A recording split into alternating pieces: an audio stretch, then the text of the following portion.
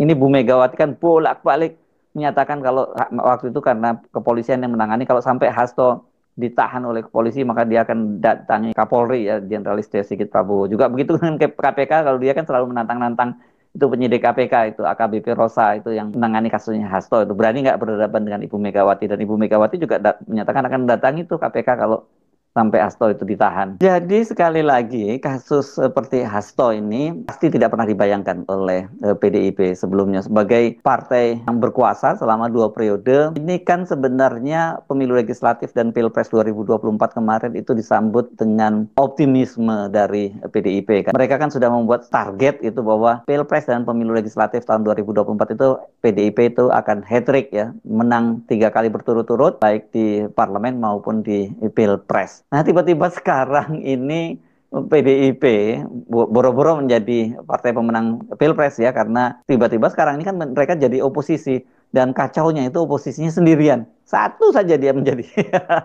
Coba bayangkan, dari partai yang berkuasa, partai penguasa, memimpin pemerintahan di eranya Jokowi selama 2 periode, tiba-tiba sekarang itu harus menjadi oposisi sendirian, dan yang bikin gara-gara itu Jokowi juga. Ini kan benar-benar tragis ya. Kursinya PDIP walaupun dia jadi pemenang pemilu itu turun banyak, dari 128 jadi tinggal 110, 18 kursi. Itu waduh, itu bisa lebih dari 1 dapil, itu berarti setidaknya 2 dapil itu hilang suara ya. Itu dapil-dapil besar yang punya 10 kursi itu. Kemudian capresnya yakni Ganjar Pranowo dan Mahfud MD yang didukung oleh PDIP itu juga kalah, dan yang mengenaskan mereka ini dari 3 pasang calon itu kan ada nomor 1 itu Anies Baswedan Muhaimin, kedua Prabowo Gibran, dan ketiga Ganjar Pranowo Mahfud MD, itu mereka di urutan paling buncit gitu ya. Pokoknya semua ini gara-gara Jokowi dan keluarganya. Ya pantas kalau PDIP sangat marah dan kemudian berakhir dipecat seperti itu ya. Ini pun sudah terlambat sebenarnya, banyak yang menyatakan bahwa kenapa baru sekarang Jokowi itu dipecat, kenapa nggak sebelum Pilpres dan sebelum pemilu gitu kan, petanya akan berbeda pada waktu itu, apalagi PDIP berani menarik dulu lah para kader-kadernya dari kabinet gitu. Jadi saya kira kita bisa terimalah pernyataan dari Roni Talampesi bahwa ini ya mereka minta ditunda karena ada gelaran besar menjelang hari ulang tahun. Masa ulang tahun dikasih kado, tangkapnya sekjennya, kan nggak enak banget. Kemarin saja buat Hasto kado Natalnya nggak enak ya, ditetapkan jadi tersangka. Ditambahin lagi nanti ditangkap menjelang hari ulang tahun PDIP. Ini benar-benar parah. Analisis yang kedua, ini kita melihat mengapa Hasto minta penundaan, ada manuver-manuver politik. Ada upaya tawar-menawar gitu ya di situ. Sudah bukan rahasia. Proses hukum di Indonesia itu erat kaitannya dengan politik. Itu pure. Ya, tidak bisa pure masalah hukum.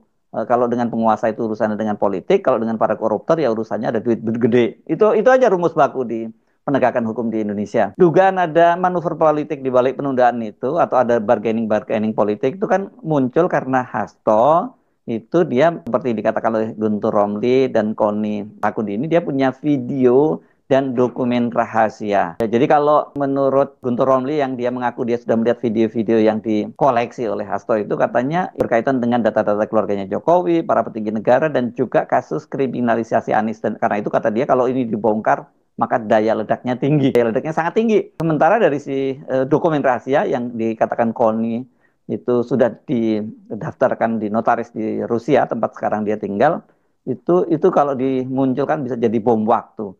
Jadi sebenarnya bukan dimunculkan ya, kalau bom waktu itu sewaktu-waktu bisa diledakkan sesuai dengan kebutuhan lah, kira-kira begitu ya.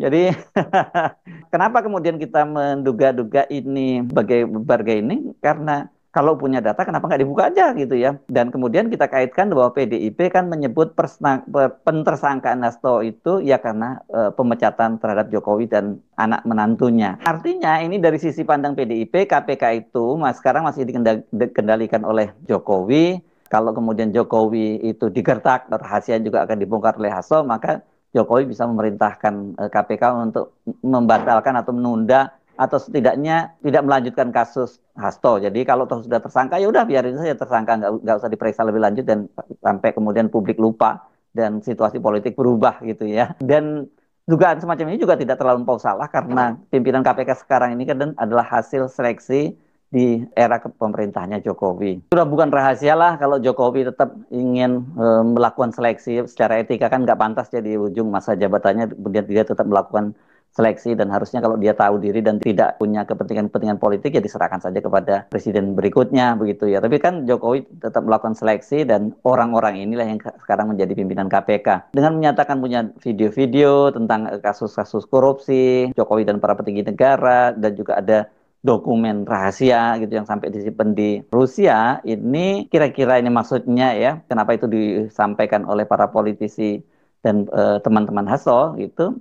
Karena dengan cara seperti itu, makanya bukan nanti hanya Jokowi nanti yang khawatir, banyak petinggi negara lain yang rahasianya dipegang oleh Hasto jadi khawatir. Dan jalan tengahnya video itu tidak, dan dokumen-dokumen tadi tidak jadi dibongkar. Tapi kalau kita lihat langkah-langkah dari KPK, kelihatannya KPK nggak gentar dan bahkan malah menantang Hasto. Direktur Penyidikan Komisi Pemberantasan Korupsi, Brigjen Asep Guntur Rahayu, bahkan menantang balik itu ya. Dia mempersilahkan kalau misalnya Hasto mau mengelak, walaupun memang kalau tersangka itu diperbolehkan, kata dia dipersilahkan, bahkan berbohong itu juga silakan, itu merupakan hak ingkar, tapi tetap kami harus menyajikan informasi atau dokumen atau keterangan yang kami miliki. Sehingga yang bersangkutan itu tidak bisa lagi mengelak, walaupun ya kalau mengelak ya silahkan saja.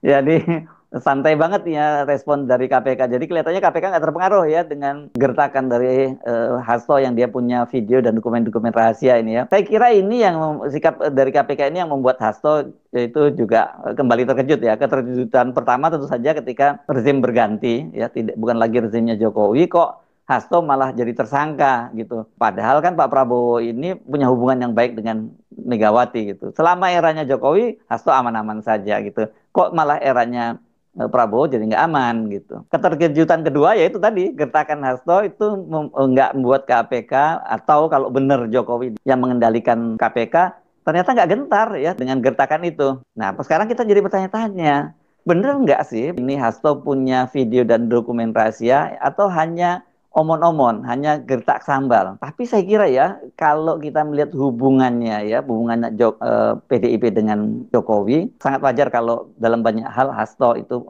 diajak bicara oleh Pak Jokowi. Banyak hal rahasia. Tapi apakah kemudian waktu itu dia sempat memvideokannya, atau bahkan hanya merekamnya saja gitu, dan kemudian menyimpan dokumen-dokumennya, ya ini yang masih jadi pertanyaan. Apakah dengan cara seperti itu Hasto sebenarnya sudah sejak awal dia sudah punya prediksi ke depan kalau terjadi apa-apa pada Jokowi, jadi dokumen-dokumen itu bisa dia gunakan.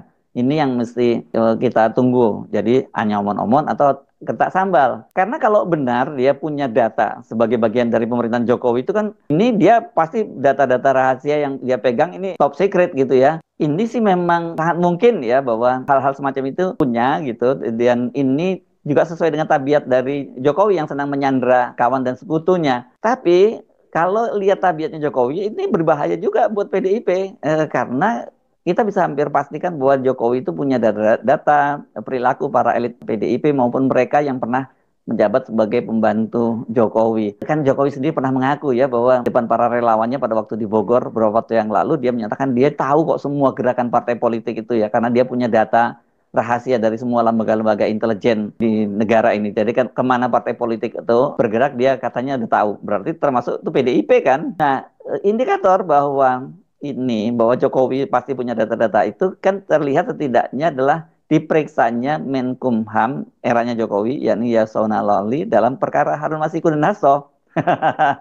Dari sini saja kan berarti ya ada data itu gitu ya, data elit-elit politik PDIP di tangan Jokowi juga gitu. Ini kali lagi kalau Jokowi mengendalikan KPK. Tapi kalau toh Jokowi tidak mengendalikan KPK pun sebenarnya itu common sense tuh, bahwa KPK di era yang lalu itu para penyidiknya ya, bukan para petingginya, punya data-data bagaimana peran Menkumham Yasona Lawli dalam lolosnya Harun Masiku ya kan gitu. Dan kemarin itu kan juga KPK sempat memeriksa mantan Dirjen Imigrasi ya, Roni Sompi ya. Dan ini pasti dia tahu juga apa yang terjadi sebenarnya, dinamika di dalam Kementerian Hukum dan HAM dikaitkan dengan lolosnya Harun Masiku. Ini jangan-jangan kasus Hasto ini merambat kemana-mana ini, termasuk merambat ke Menkumham Yasona Lawli. Ya ini yang saya kira harus diantisipasi oleh PDIP. Belum lagi berbagai kasus kader PDIP yang sudah pernah diperiksa, digeledah KPK, dan atau nama-namanya sempat disebut-sebut sebagai pelaku tindak korupsi di KPK. kasus bansos. Wah, ini bukan hanya bansos, ada madam bansos gitu. Sampai sekarang kasusnya itu tidak jelas seperti apa. Ada beberapa anggota DPR yang rumahnya digeledah. Salah satunya Herman Heri, anggota DPR, yang diduga juga terkait dengan kasus bansos. Sampai sekarang kan kasusnya nggak berlanjut walaupun sudah digeledah rumahnya. Apakah Hasto ini siap atau lebih luas lagi PDIP siap dengan semua itu kalau mau bongkar-bongkaran? Soal bongkaran-bongkaran Hasto ini, saya kira bukan hanya faktor Hasto nih ya kalau dia betul-betul punya dokumen yang memutuskan untuk dibongkar atau tidak. Karena kan kita bisa pastikan tidak semua elit politik setuju dengan manuver Hasto. Karena kalau sampai Hasto melakukan itu, mereka bisa terbawa-bawa ini ya. Mereka yang punya punya penyakit bawaan gitu, punya komorbid pasti ketakutan dengan langkah Hasto ini dari elit politiknya PDIP sendiri.